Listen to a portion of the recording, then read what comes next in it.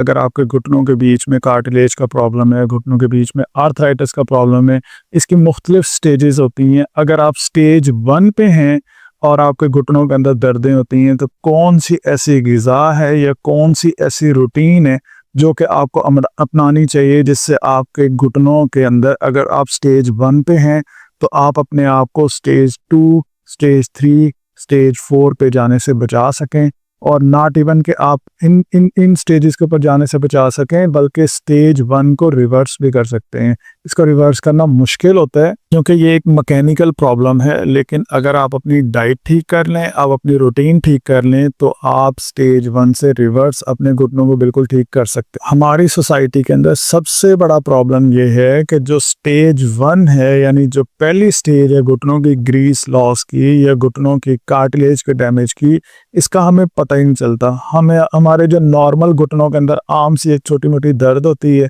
हम इसमें थोड़ा बहुत रेस्ट करते हैं तो हमारी वो दर्द कम हो जाती है। इसलिए हमें पता ही नहीं चलता कि जब हमारी स्टेज 1 आई है, इसका हमें, क्योंकि हमने ना चेकअप कराया, ना डॉक्टर को दिखाया, ना ही अपनी खुराक ठीक की और ना ही अपनी एक्टिविटीज़, वर्जिशें, एक्सरसाइजेज ठीक की।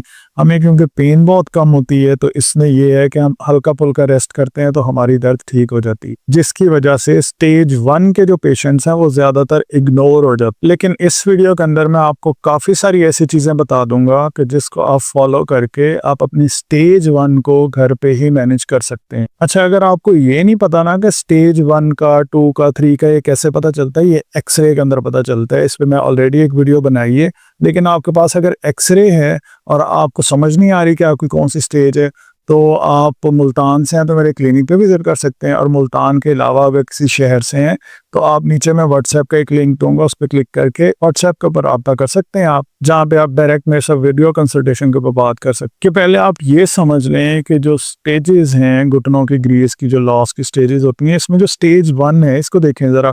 आप यहाँ पे स्टेज 2 के अंदर देख रहे हैं, यहाँ पे किस तरह से यहाँ पे लाइन आ गई है, घुटनों के बीच में जो कार्टिलेज है वो ख़राब हो गया। इसी तरह से घुटनों के बीच की जो ग्रीस है स्टेज 3 के अंदर काफ़ी ज़्यादा ख़राब हुई, 4 में तो बहुत ही ज़्यादा ख़राब हो जाती है। अब अगर 4 को आप 1 के साथ कंपेयर करें, पहली स्टेज को अगर आप चौथी स्टेज के साथ कंपेयर करें, तो आपको यूँ लग रहा है कि जैसे फर्स्ट स्टेज के अंदर तो कोई मसला है ही नहीं। क्यों? क्योंकि इसके अंदर बहुत ज़्यादा वेयर एंड टेयर नहीं होता, बहुत ज़्यादा कार्टिलेज के ऊपर डैमेज नहीं होता। तो स्टेज 1 के अंदर हड्डी और दूसरी हड्डी के बीच में, यानी ऊपर वाली हड्डी और नीचे वाली हड्डी के बीच में कुशन रहते हैं, रबड़ रहती है, ग्रीस रहती है, कि आपके घुटनों के बीच में अभी ग्रीस लॉस नहीं हुई, लेकिन लॉस होने का अमल अब स्टार्ट हो चुका है। इसे हम नी ऑस्टियोआर्थराइटिस की पहली स्टेज कहते हैं। अब इसके अंदर किस तरह के सिम्टम्स आते हैं, कैसी आपको अलामतें आती हैं। एक तो इसके अंदर जो सिम्टम आता है वो बहुत ज़्यादा कॉमन है, और वो है घुटनों के अंदर स्टिफनेस होना, एक अजीब सा अकड़ाव सा महसूस होना। लेकिन ये अकड़ाव बहुत ज़्यादा देर तक नहीं चलता। अक्सर लोगों को, अगर वो स्टेज 1 के अंदर हो, तो घुटनों के बीच में ये जो अकड़ाव होता है, जो स्टिफनेस होती है, ये सिर्फ 5 से 10 मिनट के लिए आती है, उसके बाद ये स्टिफनेस ठीक हो जाती है। दूसरा इसके अंदर जो साइन आता है वो होता है कि दर्द होती है, लेकिन दर्द भी इस तरह नहीं है कि 24 घंटे दर्द हो। दर्द तब होती है जब आप एक जगह के ऊपर ज़्यादा देर के लिए बैठे रहें, या फिर सीढ़ियाँ चढ़ते हुए आपको दर्द हो सकती है, या कभी कभी अगर आप कोई वर्कआउट कर लें, रनिंग कर लें, कोई वज़न उठा लें, तो आपको घुटनों के अंदर दर्दें आ सकती हैं। सो इसके अंदर दर्द जो होती है वो कंटिन्यूस दर्द नहीं होती कि हर टाइम दर्द होती रहती है। सो स्टेज 1 के अंदर एक तो आपको थोड़ी सी देर के लिए स्टिफनेस होती है, और दूसरा आपको दर्द होती है, लेकिन सीढ़ियाँ चढ़ते हुए, ज़्यादा देर एक जगह बैठने से, ज़्यादा देर एक जगह खड़े होने से, एक पोजीशन ज़्यादा देर बनाने से आपको पेन हो सकती है। ये स्टेज 1 का एक सिम्टम होता है। इसके अलावा इस स्टेज के अंदर आपके घुटनों के अंदर इन्फ्लेमेशन, सोजिश बहुत ज़्यादा नहीं होती। कभी कभार आपको अपने घुटनों के अंदर बर्निंग की सेंसेशन आती है, जैसे अंदर कोई जलन हो रही है, जैसे कभी किसी जख्म के ऊपर हम सिपरेट फेंक दें तो वो जो अंदर फीलिंग आती है ना, जो दर्द वाली जो फीलिंग आती है, इस तरह की फीलिंग आती है। लेकिन ये कभी कभार, और हम ये कंटिन्यूस नहीं होती है, मुसलसल नहीं होती है, क्योंकि स्टेज 1 के अंदर बहुत ज़्यादा खराबी नहीं हुई होती है आपकी कार्टिलेज के ऊपर। इसके अलावा जो आपके घुटने के ऊपर मूवमेंट है वो ऑलमोस्ट नियर टू नॉर्मल होती है, यानी जिनके कार्टिलेज बिल्कुल ठीक हो उनकी मूवमेंट और स्टेज 1 वाले जो पेशेंट्स हैं उनकी घुटने की मूवमेंट ऑलमोस्ट सेम होती है। सो इसलिए इस स्टेज के अंदर पहचान करना कि आपको स्टेज 1 का ऑस्टियोआर्थराइटिस है ये बहुत ज़्यादा मुश्किल होता है। सो ये एक्सरे के जरिए ही आइडेंटिफाई हो सकता है। एक्सरे के अलावा अगर आपने देखना हो कि कौन सी ऐसी मूवमेंट में मुझे दर्द हो रही है, तो वो होती है जब आप चल रहे होते हैं, जब आप दौड़ रहे होते हैं, तो आपको हल्की फुल्की एक दर्द फील होती है, जो कि नॉर्मल जिसको घुटनों का भी प्रॉब्लम नहीं है उनको दौड़ते हुए रनिंग करते हुए पेन नहीं होती, आपको पेन के साइंस आ सकते हैं। सो स्टेज 1 को और नॉर्मल जो हमारे घुटने हैं उनको डिफ्रेंशिएट करने का ये तरीका है बिना एक्सरे के। अच्छा, अब ये तो हो गए हैं साइंस, वो अलामतें जो कि स्टेज 1 के पेशेंट्स को आएंगी। अब सवाल ये आता है कि अगर आप इसे इग्नोर कर दें, आप कुछ भी ना करें, ये तो बिल्कुल ही ठीक हो जाती है। लाइक मैं जी थोड़ा सा रेस्ट किया, मेरा तो दर्द ठीक हो गया, हल्की फुल्की पेन किलर ले लिए तो मेरा घुटना ठीक हो गया। अगर मैं इस तरह से इग्नोर करता रहूं तो क्या ये मसला ठीक हो जाएगा? अगर आप इसे इग्नोर करते रहेंगे, प्रॉब्लम ये होगी कि आपके जो घुटनों के बीच की कार्टिलेज है ना, वो ज़्यादा डैमेज होना शुरू हो जाएगी, जिसकी वजह से आपकी ऊपर वाली हड्डी और नीचे वाली हड्डी ये आपस में रगड़ेंगे। जब आप कोई मूवमेंट करेंगे तो ये दोनों आपस में रगड़ेंगे। इनकी रगड़ की वजह से जब आपकी रगड़ आएगी ना, तो फिर ये जो कार्टिलेज का डैमेज है ना, इसके खराब होने की स्पीड बढ़ जाएगी। सो मेरे पास अक्सर इस तरह के पेशेंट्स आते हैं जिनको 1 साल पहले स्टेज 1 था, लेकिन साल और 1.5 साल के अंदर अंदर वो स्टेज 2 पे नहीं पहुंचे, वो स्टेज 3 और 4 पे पहुंच गए। उसकी सबसे बड़ी रीज़न ये होती है कि हम अपनी स्टेज 1 को या हमारे घुटनों की ग्रीस का जो प्रॉब्लम जो शुरू में आ रहा होता है, इसको हम सीरियस लेते ही नहीं है। तो अगर आप अपनी स्टेज 1 को सीरियस नहीं लेंगे तो आप स्टेज 2 की तरफ बड़ी स्पीड से जाएंगे और बड़ी जल्दी जा सकते हैं। 1 डेढ़ 2 महीने के अंदर ही जा सकते हैं अगर आपने एहतियात ना की। एहतियात क्या करनी है, खाने कौन से खाने हैं, एक्सरसाइज कौन सी खानी है, या आज इसी वीडियो के अंदर मैं सारा कुछ आपको बताऊंगा। इसके बाद अगर आप इसकी एहतियात नहीं करते तो ये जो आप नॉर्मल मूवमेंट देख रहे हैं ना अपने जोड़ों की बीच में, ये जो कुशन है, रबड़ आपको जो सपोर्ट कर रही है, कार्टिलेज आपको सपोर्ट कर रही है, अगर आप एहतियात नहीं करते और ग़िज़ा ठीक नहीं करते, एक्सरसाइज नहीं ठीक करते, तो ये मूवमेंट भी लिमिट हो जाएगी। सो एक तो कार्टिलेज का डैमेज बढ़ जाएगा और दूसरा आपकी जो घुटनों के बीच की कार्टिलेज है ये ख़राब होने की वजह से आपकी मूवमेंट भी रेस्ट्रिक्ट हो जाएगी।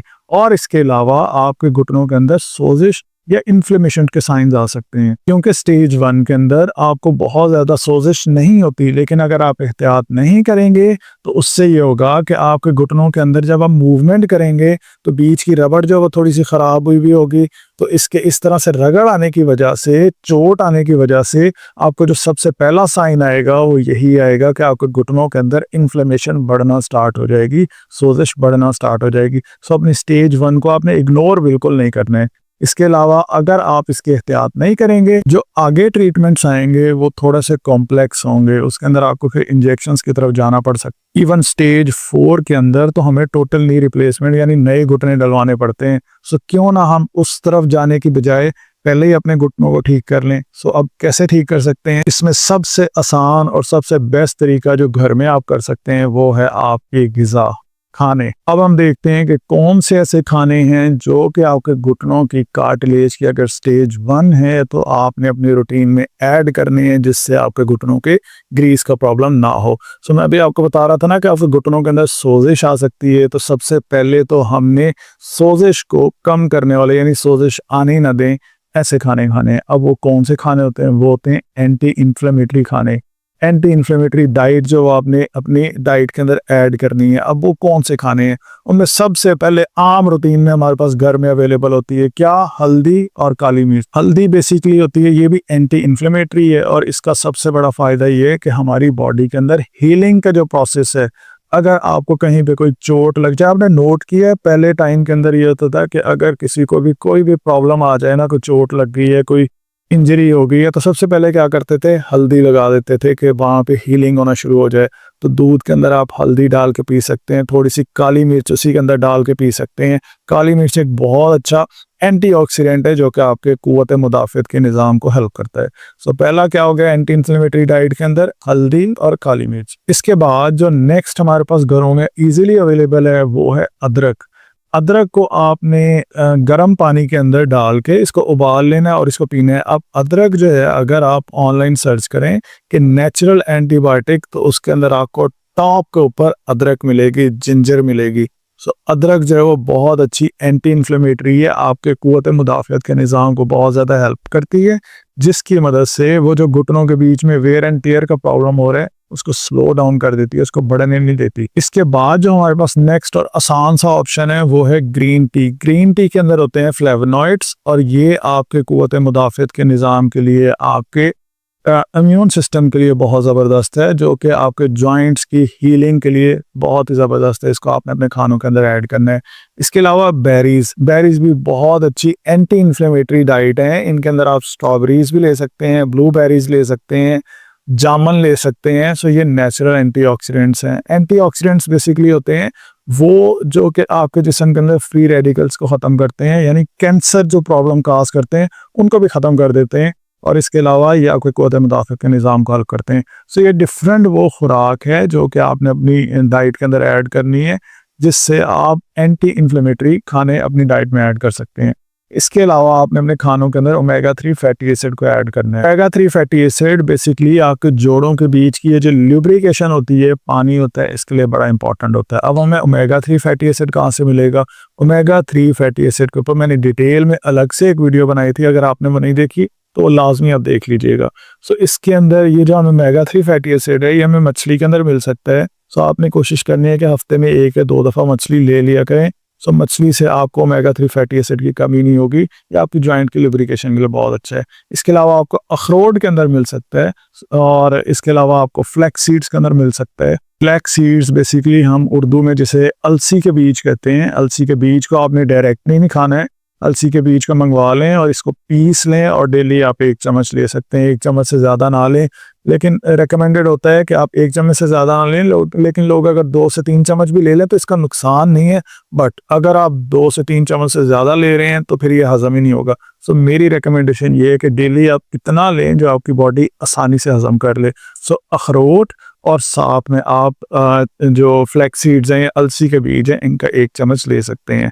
सो आपने इसके अलावा आपने अपने खानों के अंदर एवोकाडो को ऐड करना है। ये हेल्दी फैट है जो कि आपके जॉइंट्स की इन्फ्लेमेशन को भी कम करता है। सो ये डिफरेंट खाने हैं जो कि आपको ओमेगा 3 फैटी एसिड्स प्रोवाइड करते हैं, और ये आपके जॉइंट्स की लुब्रिकेशन के लिए बहुत अच्छे हैं।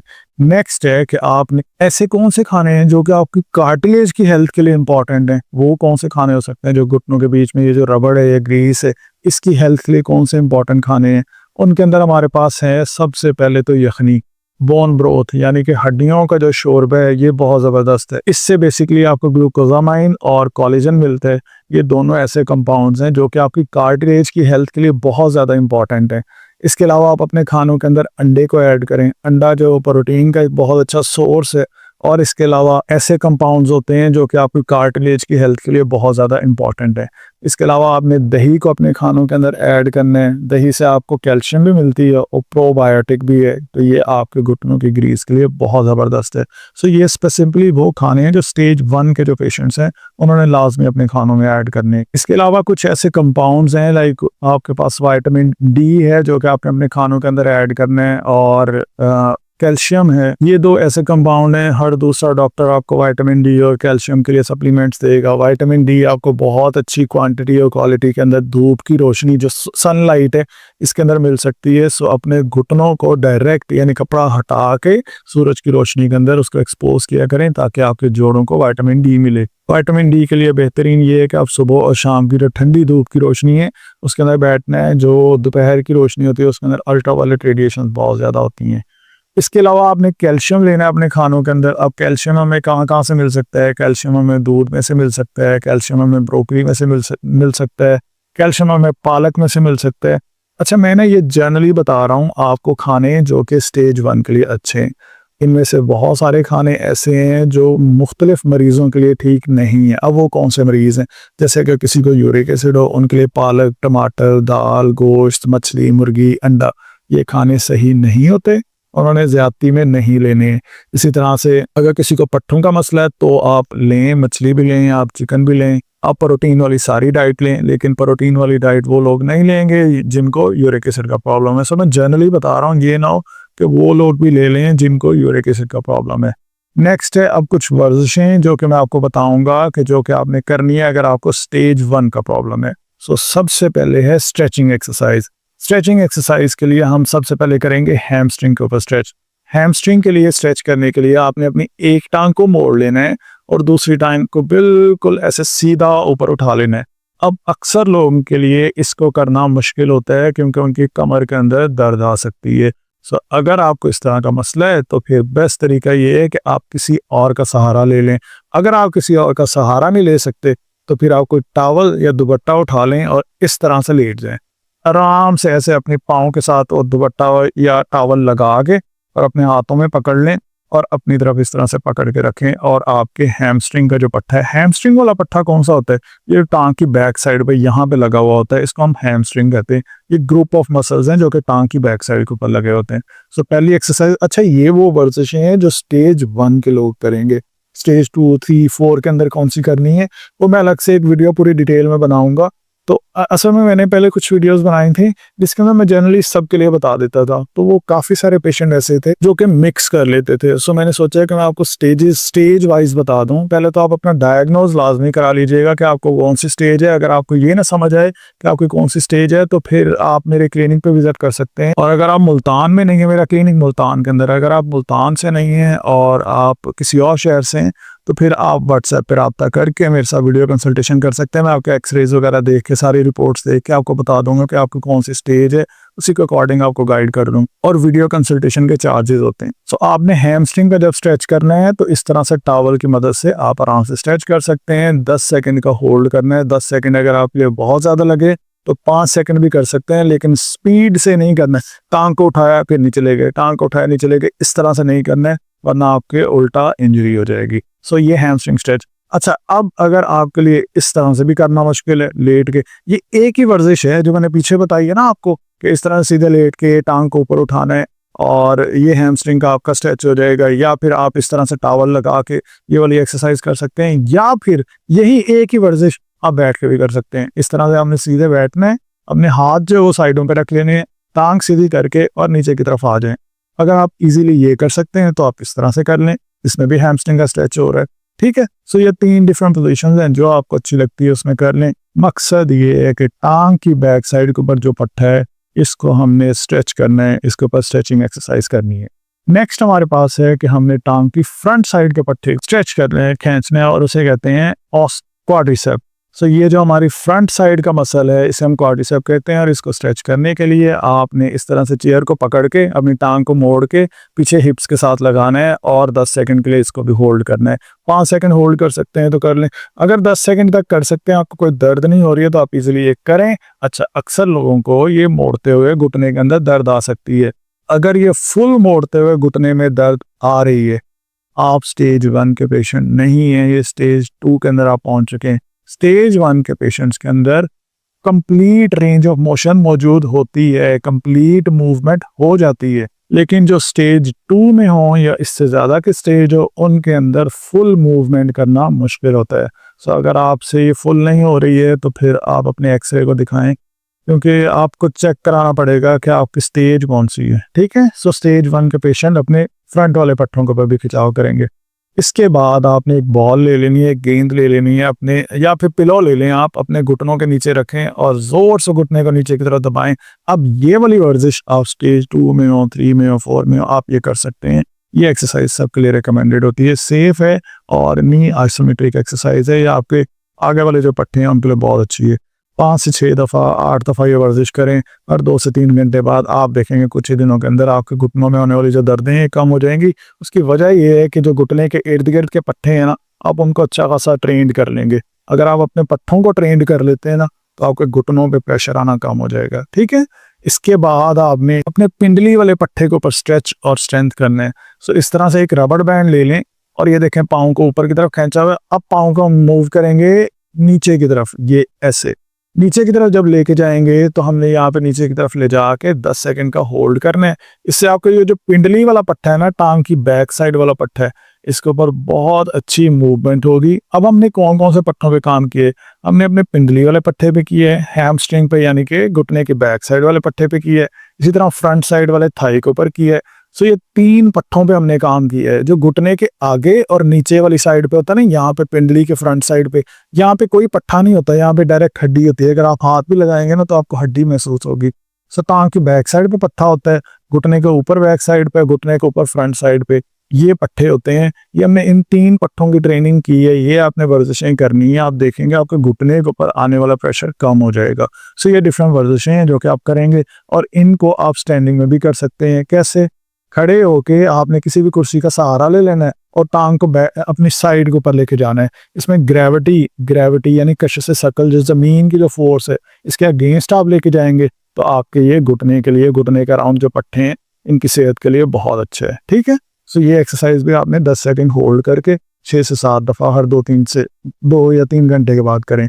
इसी तरह से आपने यही वर्जिश लेट के भी कर सकते हैं। इस तरह से सीधे लेट के टांग को उठा के साइड पे लेके आएंगे। वही वर्जिश है जो हम खड़े होके कर रहे थे। मैं आपको इतने सारे ऑप्शंस इसलिए बता रहा हूँ कि आप चाहें तो आप लेट के कर लें, आप चाहें तो आप बैठ के कर लें, खड़े होके कर लें। अब इतना कुछ बताने की रीज़न ये है, अक्सर लोग होते हैं ना जो जॉब पे होते हैं, तो उन्होंने तो खड़े होके करना। आप इस तरह से आप जॉब पे जाके लेट जाएं तो वो तो कितना ऑकवर्ड लगेगा। सो आप वो खड़े होके कर सकते हैं। लेकिन अगर आप घर में और लेटे हुए हैं, सोने से पहले आप करना चाह रहे हैं, तो आप ऐसे लेट के कर सकते हैं।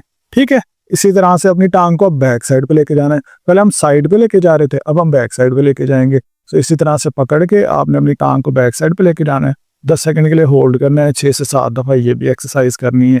ठीक है, सो ये डिफरेंट वर्जिशें हैं जो कि आप करेंगे। और ख़ास तौर पे अगर आप स्टेज 1 पे हैं तो आप ये वर्जिशें अपने रूटीन का हिस्सा बना लें। अब हमने वर्जिशें भी की, हमने डाइट भी अपनी ठीक कर ली। सो ये 2 बेस्ट तरीके हैं अगर आप चाहते हैं कि आप स्टेज 1 से आगे मूव होकर स्टेज 2, 3 और 4 पे ना जाएं या बहुत लेट जाएं, जब आपकी उम्र 70, 75, 80 साल हो जाए। तो आपने ये दोनों चीज़ें, एक्सरसाइज और डाइट, अपने खानों में यानी कि चेंजेस करनी है। अब मैं आपको ना जनरली एक रूटीन शेयर कर देता हूँ कि अगर फ़र्ज़ करो कि मेरे घुटनों में स्टेज 1 का प्रॉब्लम है, तो अब मैं सुबह सो के उठाऊँ तब से लेकर सुबह रात को सोने तक मुझे बीच में अपनी रूटीन क्या रखनी चाहिए। ठीक है, सो उसमें सबसे पहले ये है कि जब आप सुबह उठें, आप उठने के बाद आप हल्दी वाला दूध ले सकते हैं या ग्रीन टी ले सकते हैं। इसके अलावा मैंने पीछे सारे आपको ऑप्शन दिए हैं। आपको अगर ये 2 पसंद ना आए तो इसके अलावा आप कुछ भी ऐड कर सकते हैं। मैं आपको जनरली एक रूटीन जो बता देता हूँ। सो आप हल्दी वाला दूध ले सकते हैं या आप ग्रीन टी ले सकते हैं। सो खाली पेट अगर आप ग्रीन टी लेंगे तो इससे ये है कि फ्लेवोनॉइड्स वगैरह मिलेंगे जो कि आपके घुटनों की ग्रीस के लिए, कार्टिलेज के लिए बहुत अच्छा। अब नेक्स्ट आ जाता है कि हमने नाश्ते में क्या लेना है। नाश्ते के अंदर आप अंडे ले सकते हैं, अंडे नहीं लेने हैं, इसके अलावा आप दही ले सकते हैं। और आप अगर चाहे तो दही के ऊपर थोड़े से पीस के जो थोड़े अखरोट जो है उसके ऊपर छिड़क लें, तो आपको कैल्शियम और विटामिन डी भी बहुत अच्छा मिल जाएगा, ओमेगा 3 फैटी एसिड भी मिल जाएगा। तो ये होगा हमारे नाश्ते के अंदर। अगर आप कुछ और लेना चाहते हैं आप ले सकते हैं, मैं जनरल आपको प्लान गाइड कर रहा हूँ। इसके अलावा दोपहर के खाने के अंदर आप पालक ले सकते हैं। पालक आपके लिए बहुत अच्छा, लेकिन उनके लिए अच्छा नहीं है जिनको यूरिक एसिड का प्रॉब्लम हो। सो अगर यूरिक एसिड का इशू है तो आपने एहतियात करनी है। इसके अलावा दोपहर के खानों के अंदर आप ब्रोकली को भी ऐड कर सकते हैं, दालें भी आप दोपहर के टाइम भी ले सकते हैं। सो मैं जनरली आपको सारा बता रहा हूँ। तो इवनिंग के अंदर आप थोड़े से बादाम ले लें, 1 या 2 बादाम आप खा सकते हैं। अलसी के बीज पीस के ले सकते हैं आप इवनिंग के अंदर, असर के टाइम आप ले सकते हैं। रात के टाइम आप मछली ले सकते हैं, हफ्ते में 1 या 2 दफ़ा मछली ले लें, या फिर दाल ले लें, या फिर आप यखनी ले लें, बोन ब्रोथ ले लें। सो जितने मैंने खाने बताए हैं इनको आप अपनी रूटीन के अंदर बड़ी तरतीब से ऐड करें ताकि आपको किसी भी किस्म का नुकसान ना हो। अब ऐसी गलतियां हैं जो हम लोग करते हैं जिसकी वजह से हम स्टेज 1 से स्टेज 2 पे बड़ी जल्दी पहुंच जाते हैं। उसमें सबसे पहली रीज़न नमक का इस्तेमाल। अगर आप नमक का इस्तेमाल बहुत ज़्यादा करते हैं, नमक आपकी बॉडी के अंदर इन्फ्लेमेशन को बढ़ाता है, सोजिश को बढ़ाता है। अगर आप अपनी बॉडी के अंदर, अपने जोड़ों के अंदर सोजिश बढ़ाना चाहते हैं तो नमक खाते रहें, लेकिन अगर नमक को बहुत ज़्यादा कम कर देंगे तो आपको इन्फ्लेमेशन बहुत कम होगी, सोजिश बहुत कम होगी। ठीक है, सो नेक्स्ट, अच्छा मैं आपको ये जो कह रहा हूँ ना कि सोजिश कम हो जाएगी, आपको बड़े डॉक्टर्स जो है ना एनसिड्स मेडिसिन देते हैं आपको, non steroidal anti inflammatory drugs, यानी कि इन्फ्लेमेशन कम करने वाली ड्रग्स। तो क्यों ना हम वो खाने छोड़ दें जिनसे इन्फ्लेमेशन बढ़ती है। उनमें साल्ट सबसे पहले आता है। ठीक है, साल्ट को कम कर दें। फिर जो तली हुई चीज़ें होती हैं इनको अवॉइड करें। तली हुई चीज़ें जो आपके जिस्म के अंदर इन्फ्लेमेशन भी करती हैं, क़ुव्वत मुदाफ़ियत का जो निज़ाम है इसको भी स्लो डाउन करती हैं कि ये आपके जिस्म में हीलिंग का प्रोसेस कम कर देता है। इसके अलावा अगर आप कोई काम करते हैं ऑफिस में बैठ के, ज़्यादा देर एक पोस्चर में, एक पोजीशन में ना बैठा करें एक ही जगह पे ना बैठा करें, कोशिश करें हर 30 मिनट में 40 मिनट में एक दफ़ा लाजमी खड़े हो जाएं, एक मूवमेंट चेंज कर लें। ये आपके घुटनों के लिए सही नहीं है। आपने अपनी मूवमेंट चेंज करते रहना है। अगर आप एक ही पोजीशन में रहेंगे तो आपके घुटने जल्दी ख़राब हो जाएंगे। मूवमेंट चेंज करते रहेंगे तो आपके घुटनों के अंदर खून की सर्कुलेशन, ब्लड की सर्कुलेशन सही रहेगी। और इसके अलावा जो गलती हम लोग करते हैं वो है हमारा बहुत ज़्यादा यूज़ कोल्ड ड्रिंक्स का। कोल्ड ड्रिंक्स को बहुत ज़्यादा यूज़ ना करें। स्टेज 1 के अंदर मैं ये नहीं कहता कि आप इसको बिल्कुल ज़ीरो कर दें, लेकिन कम ज़रूर कर लें, क्योंकि ये एक इंडिकेशन है आपके लिए। अगर स्टेज 1 आ गई है तो आप स्टेज 2 की तरफ भी जा सकते हैं अगर आप एहतियात नहीं करेंगे। अच्छा, अब यहाँ पे लास्ट पे एक ऐसा क्वेश्चन आ जाता है कि क्या स्टेज 1 बिल्कुल ख़त्म हो सकती है, बिल्कुल ठीक हो सकती है? स्टेज 1 हो या 2 हो या 3 हो या 4 हो, घुटनों के कार्टिलेज का प्रॉब्लम या घुटनों की जो ग्रीस का प्रॉब्लम है, ये है एक मैकेनिकल प्रॉब्लम। मैकेनिकल प्रॉब्लम को आप 100% अगर खानों और वर्जिश से चाहें तो ठीक नहीं कर सकते, लेकिन अगर आप अपनी रूटीन ठीक रखते हैं, अपने पोस्चर्स ठीक रखते हैं, अपना खाना ठीक रखते हैं, तो मैंने इतने सारे ऐसे पेशेंट्स देखे हैं जिनको स्टेज 2 आने में इतने ज़्यादा साल लग जाते। सो जितने भी लोग हैं, हर बंदे के घुटनों की ग्रीस का प्रॉब्लम आना है। उसकी वजह यह है कि जो घुटनों की ग्रीस होती है ना, इस पे खून की सप्लाई नहीं होती, इस पे खरींड नहीं बनते। यानी कोई कट लग जाए, चोट लगती है, तो जो खरींड बनते हैं ना, इस पे जब खून की सप्लाई नहीं, ये एवास्कुलर होती है जो कार्टिलेज होती है। सो इसलिए ये सबकी खराब होनी होती है। ये अब आपके हाथ में, ये आपकी 40 की उम्र में खराब हो जाए, या आपकी 50 की उम्र में, या आपकी 80 की उम्र में खराब हो जाए। तो अगर आप अपने खाने ठीक रखेंगे, आप एक्सरसाइज ठीक रखेंगे, अपनी रूटीन ठीक रखेंगे, तो आपकी स्टेज 1 से स्टेज 2 में जाने की जो स्पीड होगी वो बहुत कम होगी। इतने साल लग जाएंगे। और कभी कभी अगर आप अपनी रूटीन और अपने वेट को मैनेज कर लेते हैं, वज़न जो ज़्यादा नहीं होना चाहिए, वज़न अगर ज़्यादा हो तो घुटने बड़ी जल्दी ख़राब होते हैं। सो अगर आप अपना वज़न ठीक रख लेते हैं, जनरलाइज अपने पट्ठों में स्ट्रेंथनिंग रख लेते हैं, पट्ठों को कमज़ोर नहीं होने देते, तो आपकी स्टेज 1 रिवर्स हो सकती है। आई होप सो कि आपको वीडियो अच्छी लगी होगी। अगर आपको वीडियो अच्छी लगी, इसको लाइक भी करें और शेयर भी करें। आने वाली वीडियोस के अंदर मैं स्टेज 2 को, 3 को, 4 को, इन सबको कवर करूंगा। अगर कोई क्वेश्चन है नीचे कमेंट्स में आप लोग पूछ सकते हैं। और अगर इस चैनल पे नए हैं, इस चैनल को सब्सक्राइब कर लें। Thank you so much for watching this video.